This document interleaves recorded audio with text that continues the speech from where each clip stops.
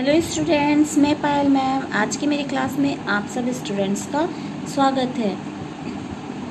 आज का मेरा क्वेश्चन है टॉपिक कि फाइनाइट स्टेट मशीन को हम मिनिमाइज कैसे करते हैं। इस क्वेश्चन को कुछ स्टूडेंट्स थे, उन्होंने मुझे पर्सनली बोला था कि मैडम हमें ये समझ नहीं आता है, तो आप इस पर वीडियो बनाइए। ठीक है, तो क्वेश्चंस क्या है हम देखते हैं कि क्या है। Minimize the finite state machine and given by the following state table. हमको क्या करना है, जो स्टेट मशीन दिया हुआ है उसको मिनिमाइज करना है और उसके लिए स्टेट टेबल भी देना है। ठीक है, क्लियर है स्टूडेंट्स। तो आपको क्वेश्चंस में दिए रहेंगे state S0, S1, S2, S3 और S4, जिसके लिए इनपुट्स क्या है आपके 0 और 1 है और आउटपुट्स क्या है 1 0 1 0 1, मतलब आउटपुट भी 1 और 0 है और इनपुट भी 0 और 1 है। ठीक, तो हम ले लेते हैं सॉल्व करने के लिए कि लेट S क्या है आपका स्टेट कहाँ से कहाँ है आपका S0, S1, S2 और S3, S4 तक। ठीक है, स्टेट समझ आ गया। स्टेट आपके कितने थे S4 तक। आउटपुट क्या है, तो आउटपुट आपको दिख रहा है कि 0 और 1 के फॉर्म में आए। दैट आउटपुट क्या है आपका 0 और 1। इनपुट क्या है आपका 0 और 1, वो भी वही है। अब देखिए, क्योंकि जब फाइनाइट स्टेट मशीन को मिनिमाइज किया जाता है तो हमको उसके लिए 0 equivalent class, 1 equivalent class, 2 equivalent class निकालेंगे। और जिस इक्विवेलेंट क्लास में दोनों वैल्यूज समान आएगी, जैसे 0 की वैल्यू 0 इक्विवेलेंट क्लास की वैल्यू 1 इक्विवेलेंट क्लास की वैल्यू के समान आती है, दैट मीन्स दोनों क्या हो जाते हैं इक्विवेलेंट। मैंने इसका पहला भी एक वीडियो बनाया है जिसमें मैंने 0 इक्विवेलेंट क्लास क्या होता है, 1 इक्विवेलेंट क्लास क्या होता है, 2 इक्विवेलेंट क्लास क्या होता है, k इक्विवेलेंट क्लास क्या होता है, इस पर मैंने पूरा वीडियो बनाया हुआ है। ठीक है, तो आप उसको पहले देख लीजिएगा कि क्या होता है पहले। ठीक है, फिर उसके बाद ही आप क्वेश्चन वाला वीडियो देखेंगे जो नहीं देखे हैं। ठीक है, तो देखिए सबसे फर्स्ट हम आते हैं 0 इक्विवेलेंट क्लास पे। तो स्टार्ट कहाँ से करेंगे, हम S0 से ही कर रहे हैं। तो S0 का 0 इक्विवेलेंट क्लास, तो आप ये देखेंगे कि S0 और S0 का 0 में किसका किसका आपका क्या है आउटपुट समान है। तो देखो S0 का आउटपुट क्या है 1 है, S2 का आउटपुट भी क्या है 1 है और S4 का आउटपुट भी क्या है 1 है। दिख रहा है S0 का 1, S2 का 1 और S4 का 1। तो ये सब किस में आ जाएंगे आपके S0 मतलब 0 इक्विवेलेंट क्लास ऑफ S0 का जो इक्विवेलेंट क्लास होगा 0, उसमें कैसे देखना है आपको, देखना है कि सबके एक समान हो। S0 का जो आउटपुट है वही और किसका आउटपुट है। ठीक, अब बच गया कौन S1। तो S1 का 0 इक्विवेलेंट क्लास, तो 0 इक्विवेलेंट क्लास ऑफ S1। तो S1 का आप देख सकते हो, S1 का आउटपुट क्या था यहाँ पे 0 था। S1 का 0 है तो और किसका 0 है S1 के टाइप, S3 का भी 0 है आपका। क्लियर है, S1 का जैसे 0 है वैसे किसका 0 है आपका S3 का भी 0 है। तो 0 इक्विवेलेंट क्लास में ऑफ S1 में क्या आ जाएगा S1 और S3। तो पाई 0, मतलब उसको जब हम कर रहे हैं तो पाई 0 क्या निकालेंगे, तो दोनों को लिखेंगे सेट के फॉर्म में, S1 S3 को और S0 S2 और S4 को। क्लियर है, अब ये तो निकल गया आपका 0 इक्विवेलेंट क्लास। अब हम क्या निकालेंगे 1 इक्विवेलेंट क्लास। तो फिर से हम इस पे आ जाते हैं 1 इक्विवेलेंट क्लास पे। तो कैसे करेंगे हम 1 इक्विवेलेंट क्लास किसका निकालेंगे, इस S1 का और फिर से इस S0 का। ठीक है, तो S1 का 1 इक्विवेलेंट क्लास क्या होगा, तो S1 का 1 इक्विवेलेंट क्लास ऑफ S1 ये आपका क्या आएगा S1 S3। ठीक है, ये भी क्या आएगा S1 और S3। अब कैसे आए हैं तो हम इसको चेक कर सकते हैं। ठीक है, चेक करने के लिए इधर हमने बताया भी है चेक का। देखो S1 और S3 था ना आपका, तो F ऑफ S1 का 0 इनपुट पे और F ऑफ S3 का 0 इनपुट पर देखोगे तो S1 का 0 इनपुट पे क्या है और S3 का 0 इनपुट पे क्या है, देख लेते हैं हम पीछे टेबल से। S1 का 0 इनपुट पे क्या है S4 है और S3 का 0 इनपुट पे क्या है S2 है। अब देखिए S4 था तो S4 का आउटपुट क्या था 1 और S2 का आउटपुट क्या था आपका 1। तो दोनों को क्या आए हैं आउटपुट समान आए हैं। मैंने इसको एकदम अच्छे से भी बता दिया है कि कैसे करना है। S1 का 0 इनपुट देने पर क्या मिलता था हमको आउटपुट S4 मिलता था। S4 का फिर देखना है कि S1 का 0 इनपुट देते थे तो क्या मिलता था यहाँ पे स्टेट S4। अब S4 का आउटपुट देखना है तो 1 था। वैसे S3 का 0 इनपुट देने पे आपको क्या था, स्टेट S2 था। S2 का आउटपुट देखना है, वो क्या आएगा 1। जैसे आपने ये 0 पे देखा है, सेम वैसे आप 1 पे भी देखोगे कि f ऑफ S1 का 1 इनपुट देने पे क्या मिल रहा था, टेबल से देखना है ना।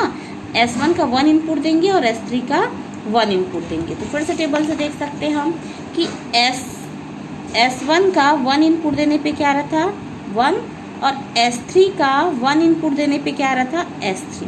अब यहाँ S1 आ रहा था और यहाँ S3 आ रहा था। तो S1 का क्या है, देखिए आउटपुट 0 है, और S3 का भी आउटपुट क्या है 0 है। तो दोनों फिर से क्या आ गए, समान आ गए। चूंकि समान आ गए दैट मीन्स वो क्या हो जाएंगे, एक ही इक्विवेलेंट क्लास में आएंगे। दैट मीन्स आपके 1 इक्विवेलेंट क्लास में कौन कौन आ जाएंगे, S1 और S3। अब जैसे हमने S1 और S3 का निकाला, सेम एज इट इज किसका निकालेंगे हम, S0 का।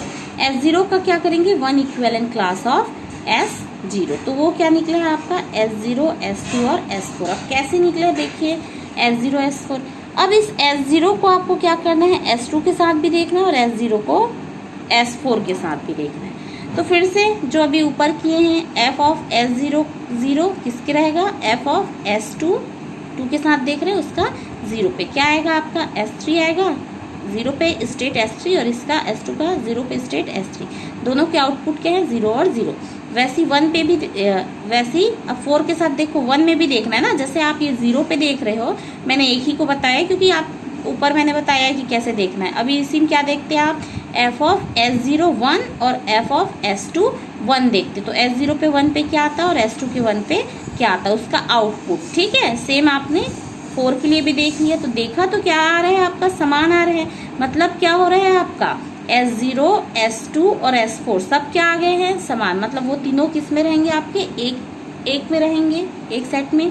देयरफॉर अब यहाँ से आपको दिख रहा होगा कि यही वैल्यू किस में आई थी, पाई 0 की भी आई थी ना, सेम वैल्यू पाई 0 की, पाई ऑफ 0 की वैल्यू भी क्या आई थी, यही आई थी, सेम आई थी। और यहाँ पे पाई ऑफ 1 की वैल्यू भी क्या आई है, सेम आई है। देयरफॉर पाई 0 और पाई 1 क्या हो गए, इक्विवेलेंट। यहाँ से क्या पता चल रहा है आपका कि S1 किसके इक्विवेलेंट है, S3 के। मतलब S3 किसके इक्विवेलेंट है, S1 के, और S0 S2 के, और S2 S4 के। मतलब ये तीनों एक दूसरे की इक्विवेलेंट है। और यहाँ पे इसका मतलब क्या होता है कि हम स्टेट में जहाँ जहाँ S3 है, ठीक, जो हम शुरू स्टार्टिंग में टेबल बताए हैं उसमें जहाँ जहाँ आपका क्या है S3 है, उसके जगह मैं क्या रख सकती हूँ S1, और जहाँ जहाँ आपका S4 है और S2 है उसके जगह मैं क्या रख दूंगी, S ऑफ 0। ठीक है, समझ आया। तो ये टेबल से देख सकते हैं कि जहाँ जहाँ आपका S3 रहेगा उसके जगह क्या आ जाएगा, S3 की जगह 1 आ जाएगा, S3 की जगह S1 आ जाएगा, और जहाँ जहाँ S2 और S4 है उसके जगह क्या आ जाएगा मेरा S ऑफ 0। तो मेरा टेबल कैसे चेंज हो जाएगा, ऐसे। पूरे एक इसमें आ गए हैं, सिर्फ S1 और S0 में ही ये पूरे आपके बने हैं। क्लियर है यहाँ तक कि स्टूडेंट्स, समझ आया। ठीक है, बहुत अच्छे से आप देख सकते हैं कि कैसे चेक करना है। ठीक है, अब इसी का हम किसके लिए लिए थे, जब k कैसा है आपका, लेस देन इक्वल है 1 के लिए, तब। अब हम इसी को हम देखते हैं कि k आपका क्या है, जब k लेस देन इक्वल नहीं है तब। ठीक, तो हम क्या करेंगे, नहीं है तो आपका पाई 1 क्या आ जाएगा, S1 S2 S0 S2 S4। ठीक, अब इसका आप 2 पे चेक करेंगे, ये चेक करना मैं सिखा रही हूँ। ठीक है, कि S1 का अभी हमने क्या किया था, 1 इक्विवेलेंट क्लास। अब इस S1 का हम क्या निकालेंगे, 2 इक्विवेलेंट क्लास। तो क्या हो जाएंगे, 2 equivalent class of S1, that means S1 का फिर से S3 के साथ। अब यहाँ पे ये ध्यान रखना है, इसके पहले में आपने क्या किया था, f ऑफ S1 का 0 पे देखते थे, f ऑफ S3 का 0 पे। चूंकि अब ये सेकेंड है, ठीक है, किस पे जा रहे हो आप, सेकेंड क्लास पे। दैट मीन्स यहाँ पे कितना आप करोगे, S1 का 0 पे और फिर से 0 पे, फिर S3 का 0 पे और फिर से 0 पे। कैसे निकालते हैं, यहाँ पे आप लोग को कंफ्यूजन बहुत हो जाता है। तो कैसे करेंगे, आप टेबल से देखेंगे कि f ऑफ S1 का 0 पे क्या आता था, S1 का 0 पे स्टेट S4 आता था। यहाँ पे मैं रख लेती हूँ टेबल भी, ठीक, टेबल और ये दोनों रखती हूँ, तब आप लोग को क्लियर समझ आएगा। ठीक, यहाँ पे देखिए कि S1 का 0 पे, S1 का 0 पे क्या आ रहा था आपका, S1 का 0 पे क्या आ रहा था, देख सकते हैं S1 का 0 पे S4 आ रहा था, तो हमने लिखा S4। अब S4 का 0 पे, तो फिर से देखिए S4 का 0 पर क्या है आपका, S1 है। अब यहाँ पे देखेंगे कि S1 का आउटपुट क्या है। ठीक है, सेम वैसे ही S3 का 0 पे क्या आएगा, S2 आएगा। और फिर से देखना है S2 का 0 पे तो S3, तो दोनों के आउटपुट क्या आ गया, 0। सेम जैसे अब इसमें 4 बार देखना पड़ेगा ना। अभी आपने किस पे देखा है, 0 0 पे, फिर किस पे देखोगे 0 1 पे, फिर किस पे देखोगे 1 0 पे, फिर किस पे देखोगे 1 1 पे। पहले एक के ही 4 निकालने होंगे आपके। ठीक है, फिर कैसे करोगे आप कि S1 0 और 1 एक एक इनपुट आउटपुट को चेंज करते हुए जाना है, क्योंकि इसके कितने इनपुट आउटपुट बन सकते हैं, 4 बन सकते हैं ना, 0 0 1 1 0 1 1 0। ठीक, तो S1 का 0 पे, तो S1 का 0 पे कितना आता था, S4। अब S4 का 1 पे देखना है, तो S4 का 1 पे क्या आ रहा था, S0 का आउटपुट क्या आ रहा था, 1। ठीक, वैसे S3 का 0 पे, S3 का 0 पे यहाँ पे दिख ही रहा था, क्या आ रहा था, S3 का 0 पे S2 आ रहा था। अब S2 का 1 पे देखो, तो S2 का 1 पे कितना आया है, S0 का आउटपुट कितना है, 1।